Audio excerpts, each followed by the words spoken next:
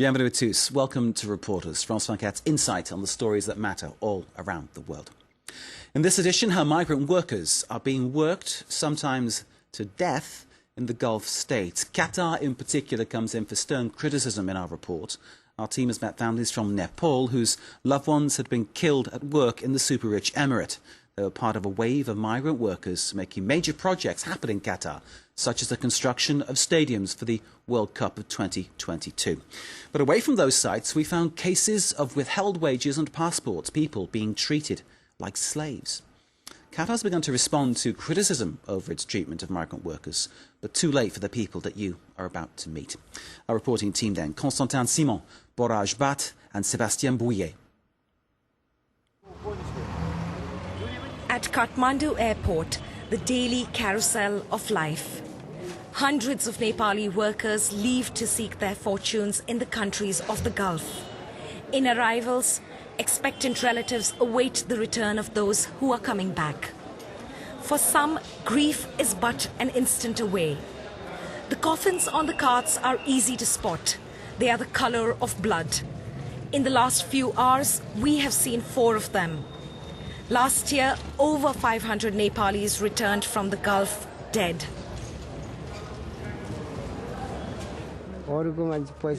Generally, people come back from there with a lot of money. But we just received a dead body. Put him in the car. Raju lived in Qatar with his younger brother, who died on January 14th. Raju once saw Qatar as an El Dorado, but not anymore. Qatar is an awful country. That's my opinion. I will never go back.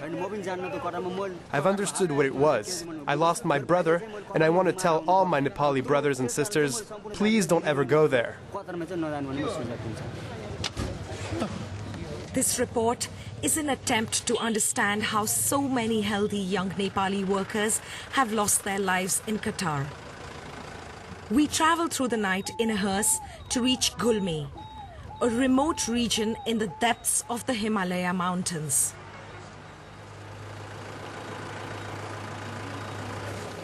The villagers are waiting near a sacred river, where the body will be cremated in accordance with Hindu tradition.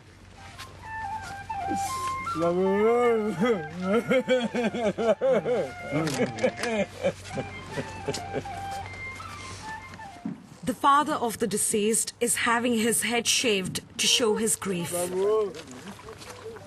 He sent his sons to Qatar to help cover his mounting debts.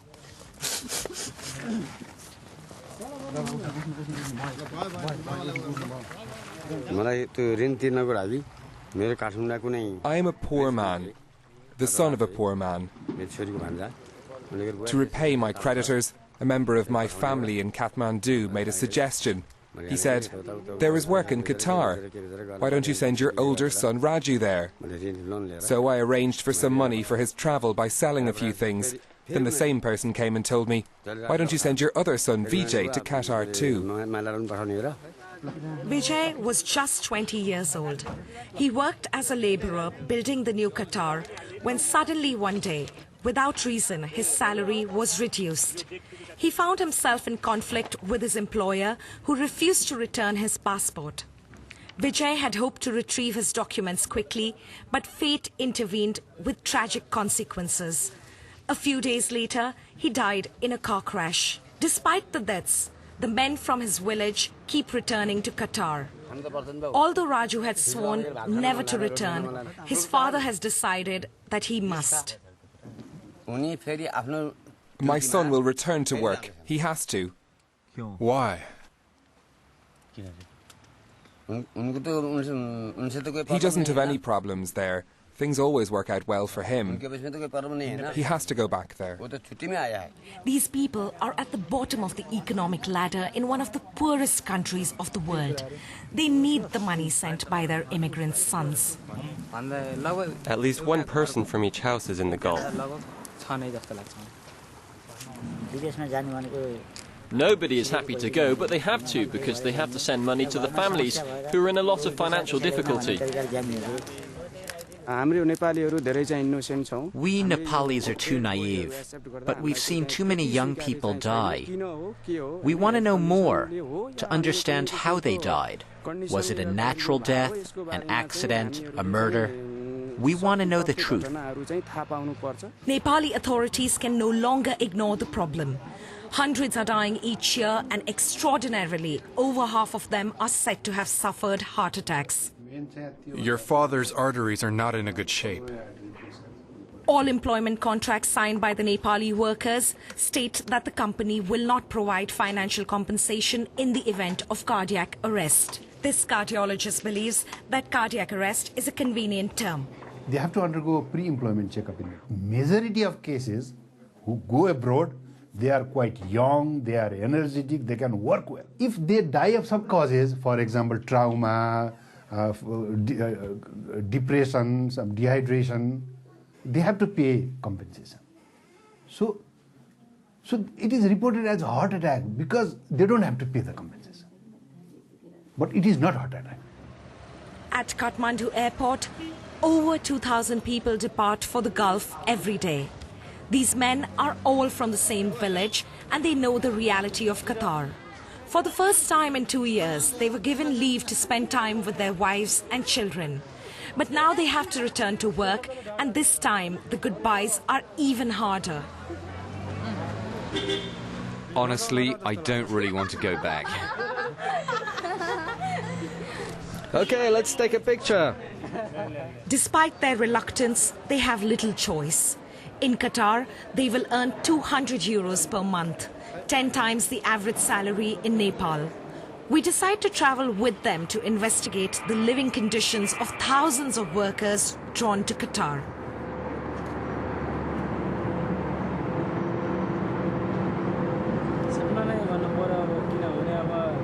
For a villager like me, going to Qatar was the dream. Now, in the village, people respect me. If I earn enough money, I'll build a small house for myself.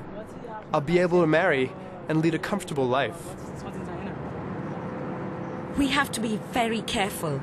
Many foreign journalists reporting on the plight of laborers in Qatar have been arrested and jailed. Since winning the prestigious and lucrative contract to host the FIFA World Cup, Qatar is desperate to avoid bad publicity. New stadiums, hundreds of hotels, and underground metro. The country is buzzing with construction.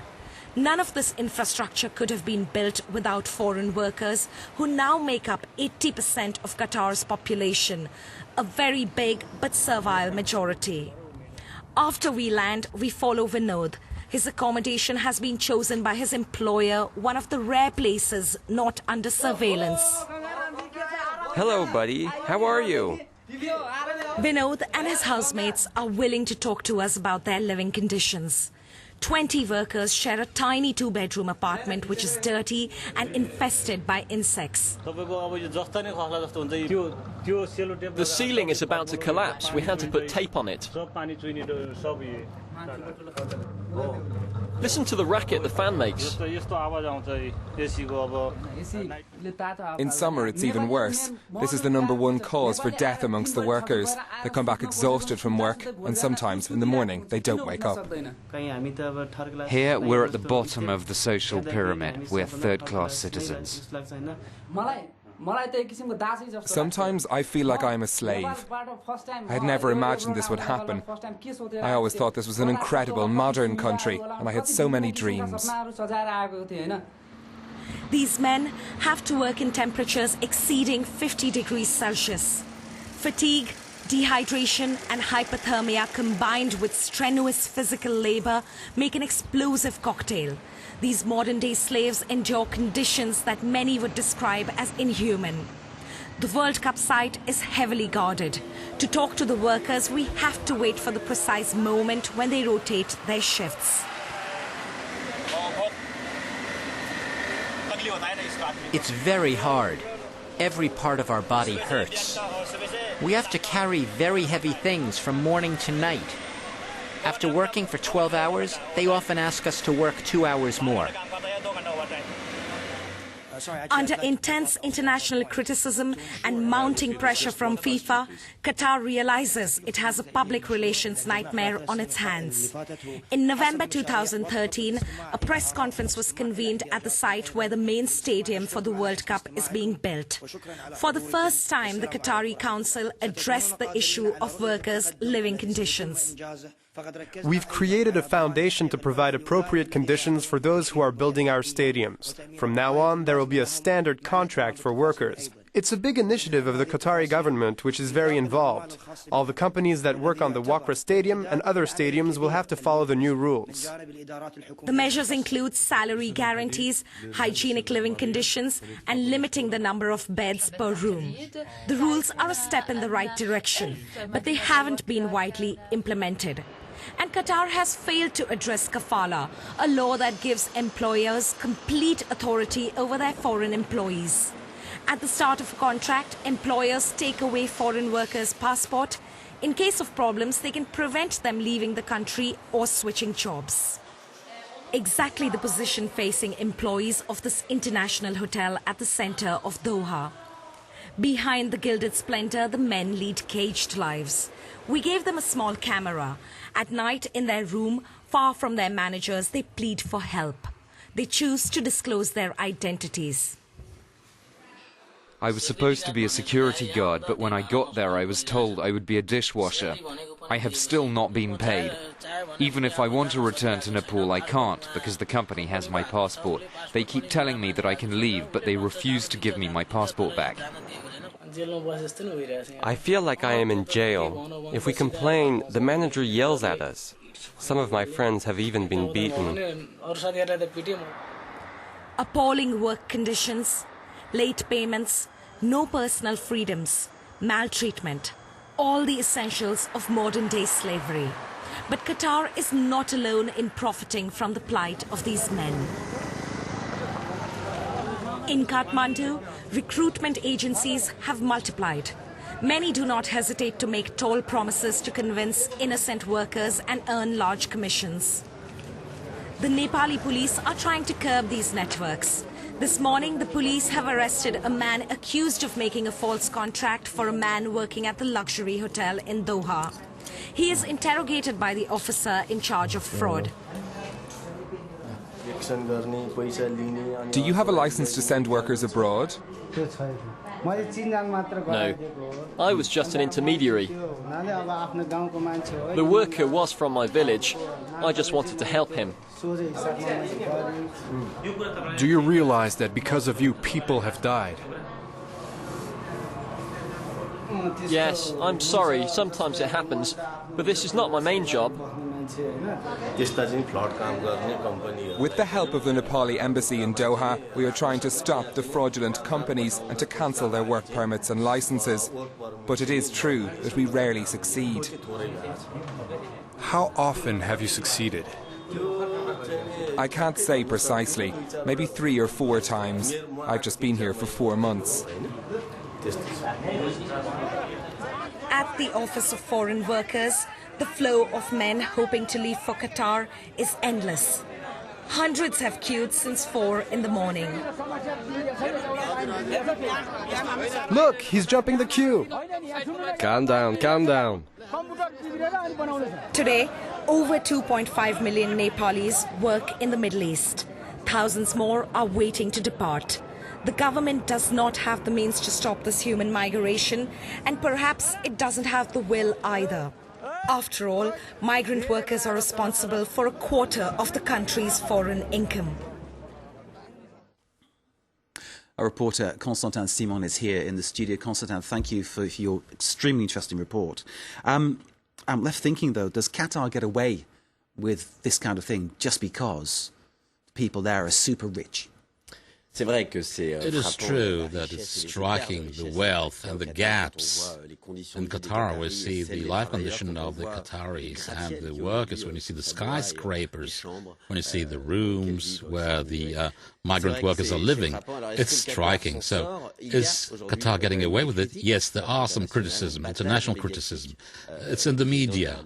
The chairman of FIFA, the Football Association, said maybe it's a mistake to have chosen Qatar, but we can't see how this organization of the World Cup could be taken away from Qatar, who has lots of investments in the world of football, as you know. So what do the Qatari authorities say in their defense?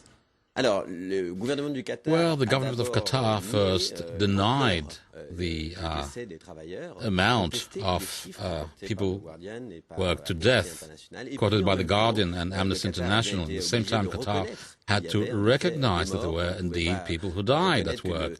I mean, they couldn't say there were no dead, and they had to improve things, so they announced a series of reforms aiming at implementing a system of wages for the employees through the bank accounts, a system of checking the wages to see if the Qatari employer is indeed paying each and every employee, and that each and every worker is getting his due, and an improvement of the health conditions with a certain amount of limited employees per room. All this is important, but the main issue is that the Qatar will not touch the kafala, which is the godfather kind of labor in Qatar, giving all power to the company-facing employees. And clearly this is very embarrassing to the people who run Qatar, to the royal family there, and to the very rich people. I imagine your conditions for making this film might have been unorthodox, if not dangerous. Yes, indeed. It started in Nepal, where we had no issues to interview the victims. However, we had to take the flight of the official Qatari company, and we suddenly were transformed into tourists. We took a very small camera, in fact, a digital camera. Today, you have that kind of things that do very good pictures, and we had to protect the Nepalese who were going with us. Be careful not to be spotted by the police, and many policemen in Qatar. You don't see them always, you don't recognize them always. And there are a lot of journalists who reported on the workers had to be expelled from the country, so we were very cautious. Constantin, thank you very much indeed for your extra insight. And if you would like to see this report again, as I'm sure you will, you can via France24.com. Our thanks to Constantin and his team. Thank you for watching. You're watching Reporters. Stay with us here on France 24.